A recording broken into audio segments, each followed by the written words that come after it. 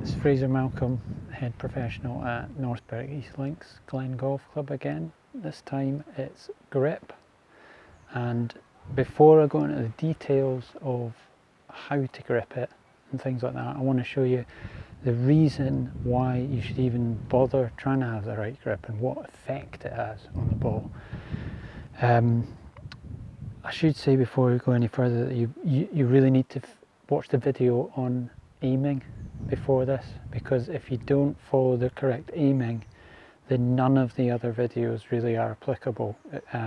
If you continue to aim right, or potentially way left, but mainly way right, then you don't need any of this advice. You just keep doing what you're doing. But if you're ready to sort of try to work towards a better, more orthodox swing, then you need to aim properly, and then this grip stuff works. But it doesn't really work if you're aiming right at the target.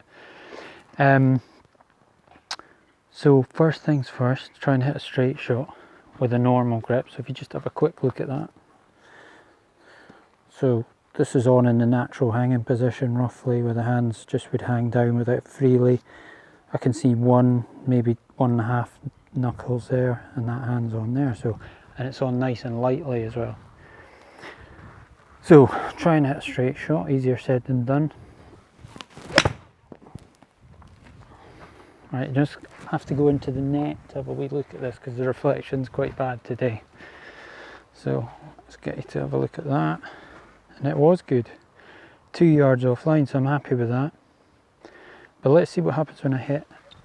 Try and hit the same shot. I'm not trying to do anything different on the swing, but I'm going to this time put a different grip on it. If I can find the red dot. Again, it is there. So this time, too strong a grip. You see this grip quite a lot.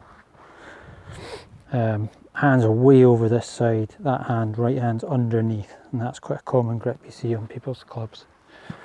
So set up the same, aiming the same, try and swing the same. And let's have a look at that on the Sky Track.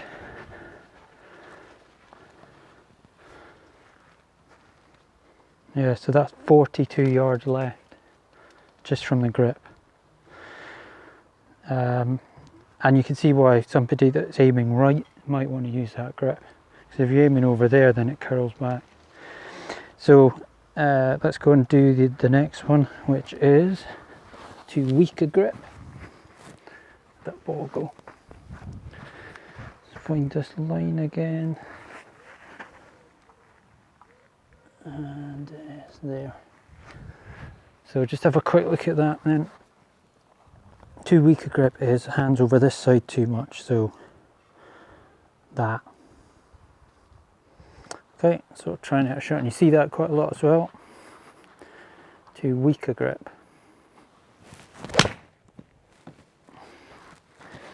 Let's have a look in the net. It has come up.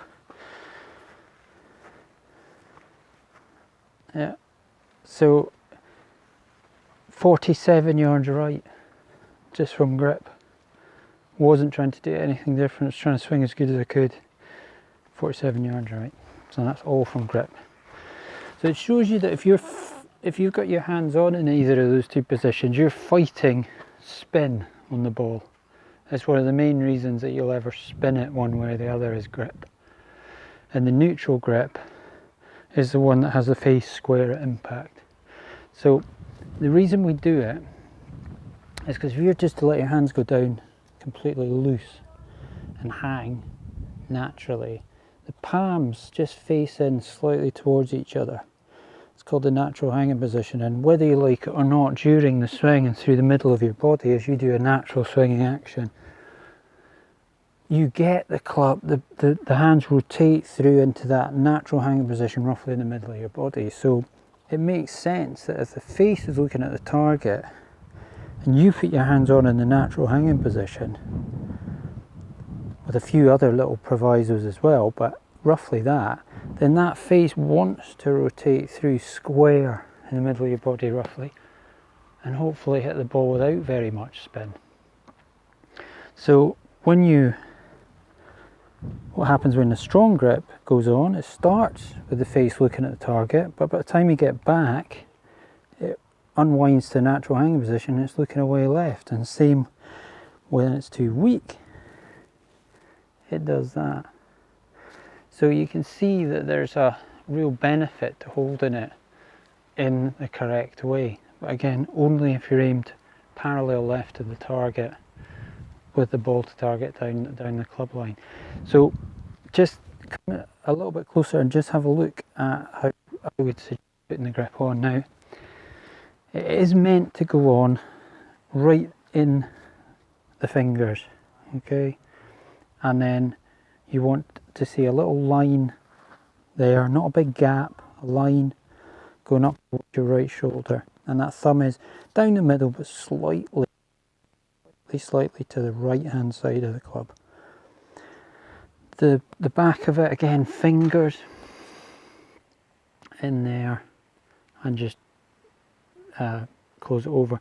Now you've got a couple of options here, 3 options. You can hold it baseball. There's actually nothing to stop you doing that. Start beginners like that a lot of the time. If you're maybe a wee bit wristy, you might want to go interlock, just keeps the hands as one unit. Or there's the Varden grip where it's just similar to interlock but just lying in the groove there. Generally as adults get better and more advanced, I would tend to go maybe interlock, but it doesn't have to be straight away. You know, if it's just keeps it simple, just jammed up against the other one. The other thing that's really crucial is softness. So it's got to be really, really soft. So as soft as you can go without somebody being able to pull it out of your hands. So when you do that, your wrists hinge. If you're gripping it really tight, it's very difficult for your wrists to hinge. They don't really want to hinge naturally. And when you're swinging a golf club, it's got to be a natural swinging action where that happens. Unless it's on soft, it won't really happen. So that's basically the grip.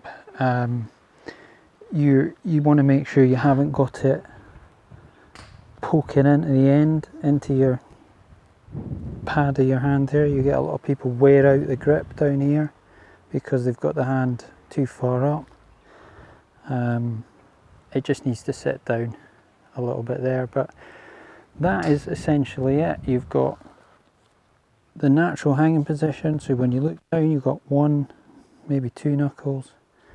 That hand, the line again, this little crease line goes up towards your right shoulder, and as I said, interlocking it at the back. And that's the main things behind all the grip. If you've got any questions, you can email me in or whatever, or put it in the comments, and I'll get back to you. Thanks.